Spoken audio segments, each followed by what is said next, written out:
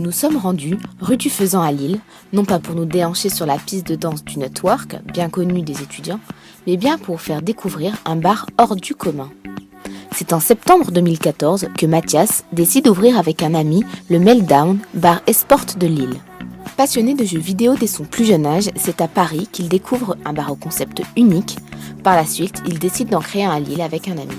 Mais au final, le Meltdown, qu'est-ce que c'est ? Le concept du bar, c'est donc un bar jeux vidéo e-sport, c'est-à-dire que il y a des PC à disposition, console, donc là on a une Wii U avec Smash Bros, Mario Kart, la Xbox avec les jeux de fighting, etc. Et 5 PC en libre accès, tout en libre accès, donc pour ceux qui veulent venir jouer entre potes.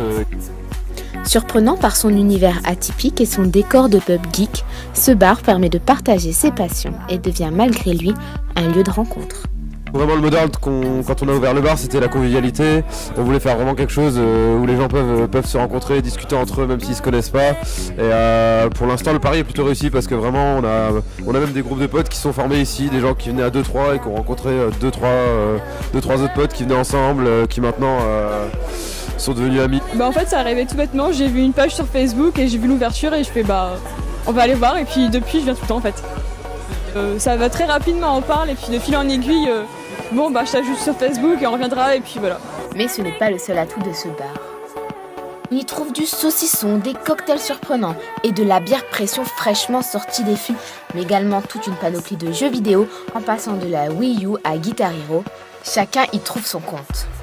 On diffuse aussi les compétitions majeures dans la majorité des jeux vidéo parce qu'il faut savoir qu'il y a de plus en plus de grosses compétitions qui commencent à être regardées par des millions de personnes, etc. Et ça commence vraiment à prendre de l'ampleur. Et en plus on organise quotidiennement un événement, donc souvent un tournoi autour d'un jeu.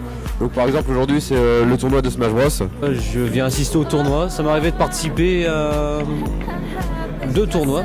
J'ai pas fait des folies mais c'était seulement pour rigoler entre copains. Cette communauté réunie autour d'un verre et d'une manette de jeu satisfait de nombreux jeunes, comme Michel et bien d'autres.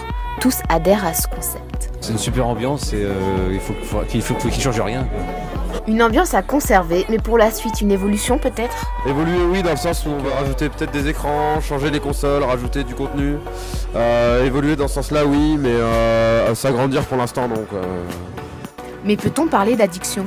Des gens ici viennent plus pour boire un verre et se rencontrer autour d'une passion commune plutôt que pour passer leur temps à jouer, quoi. Il y a très peu de gens qui viennent vraiment pour passer leur soirée à jouer, j'en connais même quasiment pas. Au pire ils jouent 2-3 heures vraiment, c'est le plus long qu'on a, mais la majorité des gens viennent pour discuter avec des gens qui ont la même passion, quoi. Donc non, l'addiction du jeu on n'est pas vraiment concerné ici. Un bar en plein essor et qui n'a pas fini de faire ses preuves et que vous pouvez retrouver sur leur page Facebook ou sur leur site internet.